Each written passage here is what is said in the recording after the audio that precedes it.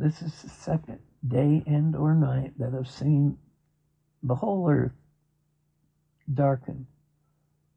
Very dim reflection of a little bit of, if you can say, a lighter dark shade of the globe. It's as if the sun has just been blocked out, you know. Wow. And the planet is just dark. And you can barely make out, you know, one side of the earth from the other. And the little bit of sunlight that's, you know, getting through all the thickness of whatever this is. But not only do I feel completely dwarfed by when it comes down to a close-up, completely dwarfed by the size of this earth, but to see another planet almost behind the earth coming around, you know, to the western side, if you want to call it. You know, the sun comes up in the east, sets in the west. But there's a constant, you know, there's this dark planet behind our earth that's coming around, and at the same time, there's almost always some type of a, when I could see it clearly, it was a fireball. Wow. Now things are so sooted out and blacked out and ashed out that you can hardly see the thing, but it's still there. And it's a dark planet. Well, the dark planet's behind the earth, and the fireball thing is like, you know, maybe it's Nibiru Destroyer. is maybe, you know, the planet behind the earth that's maybe. The planet is coming in behind the earth, and this just showed up, right, out of nowhere. Well, yesterday, but it's been there ever since. It's, you know, see the earth. The earth is I think it's a wormhole. The earth is darkened. There's a dark planet that's smaller behind it. It's a planet. Wow. Behind the earth that's coming around in like an elliptical orbit. And really close paths. I can see how that would affect gravitational pull, the poles, and all kinds of things. But off to the right is still, it reminds me of... Go ahead. Reminds you what? It reminds me of in the 70s when they'd show the Apollo missions and their re-entry in the capsule, the pod that they were in. You know, when it came back in, it was just like the shields and the plates had to be so engineered and so thick to withstand that kind of friction and burning, right, till the thing, you know, would touch down or splash into the ocean, you know, and in ships and helicopters, and everyone would come in and, you know, take the astronauts out and whatever.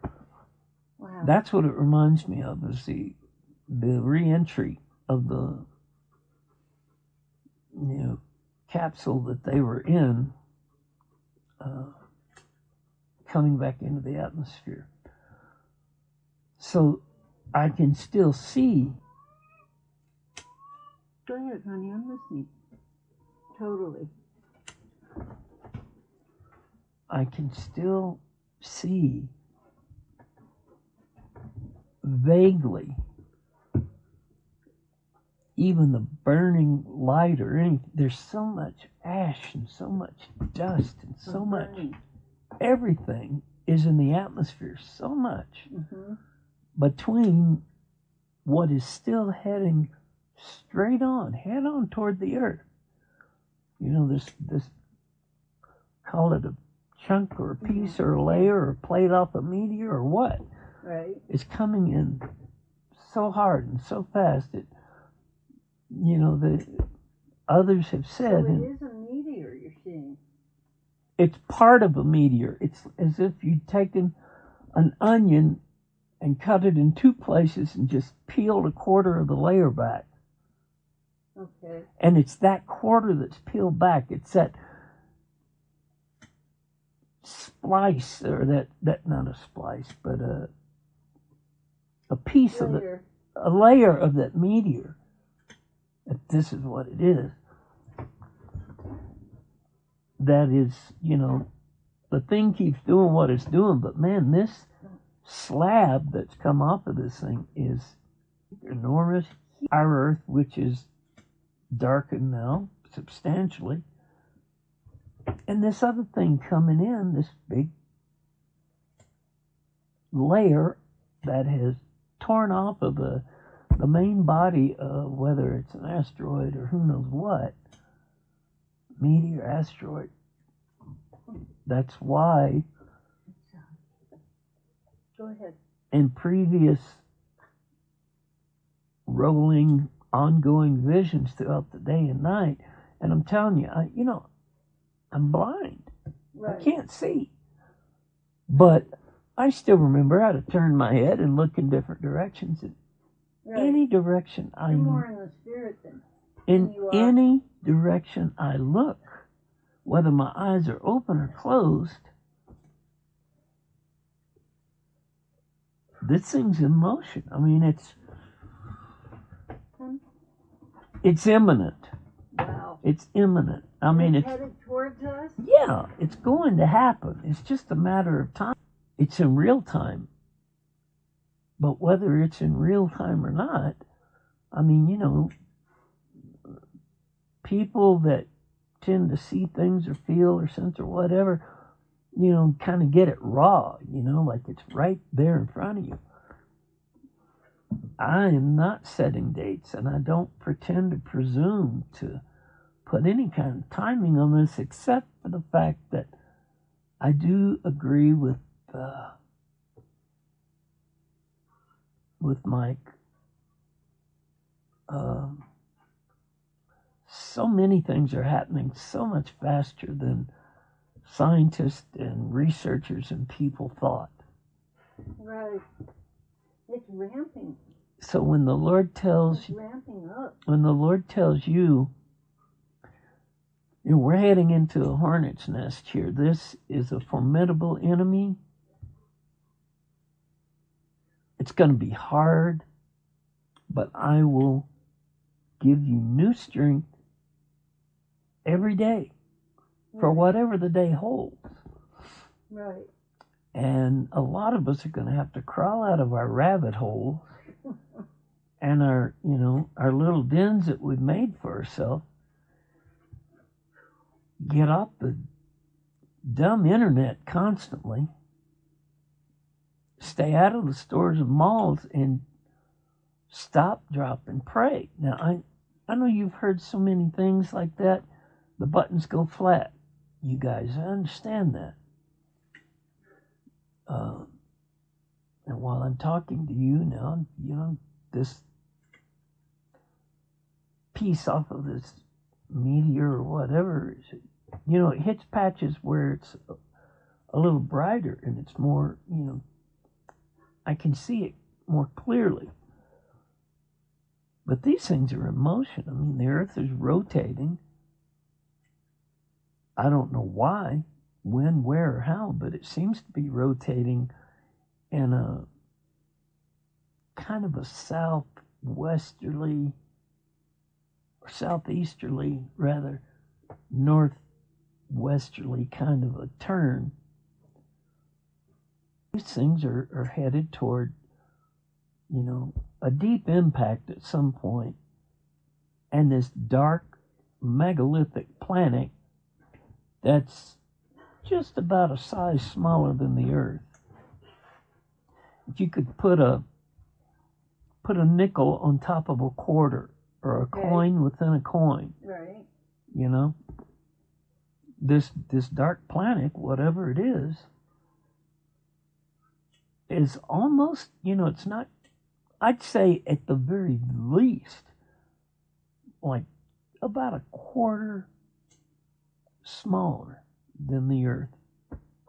Okay. If it grew any bigger, they'd be almost like the same size. So those are two fronts that keep coming up.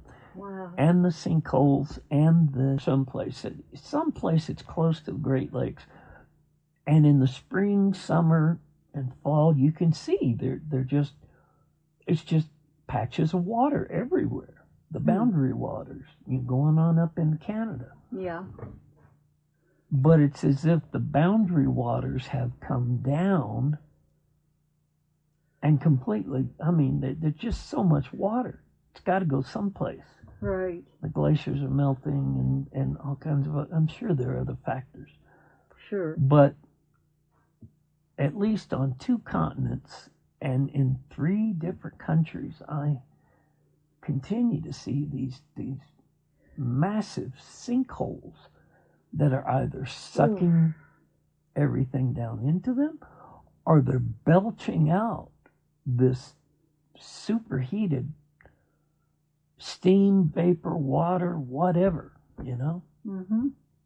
It's almost like there's a boiling ocean underneath. If you could peel That's the pretty layers. accurate for what Mike from Around the World said about New York. If you could, Pennsylvania. like peeling an orange, if you could peel the surface back on the Earth, Mm-hmm. that down under there, some layer at some point, it's almost like there's a vast reserve and ocean, the waters of the deep, maybe going back to Genesis or whatever, and the flood and Noah. Mm-hmm. Not just the rain and the heavens opening up, but the waters of the deep opening up. So you got water coming in from these massive weather changes and whatever from the atmosphere, and the Earth's own core, opening up and spewing out or taking in what it does. That's pretty much it. For now, the continents look so different, so very different. It's like looking at a hand with all the fingers, and then looking at just the palm as if all the fingers had been cut off the hand. Wow. And yet, even in that, there are places all over the earth that God has set in safety that are surviving. They might be mountain peaks here or there, even though many mountain ranges have fallen, and many valleys have raised up new mountain ranges. It's just the way it works when the plates hit each other. Wow. I had to prove the continental drift theory when I was in college, and at that time you could just about kind of put it together like a puzzle. So the only thing that was there was a large landmass called Pangea and something else. But then the plates came together, pushed up, and pushed these land masses apart. Mm-hmm. Yeah. Now there's a continent rising in the middle of the Atlantic. Well, it's called the continental drift theory. Yeah, but there's something else going on there now. There's a whole continent beginning to rise up. My point is, every mountain will be laid low and every valley lifted up.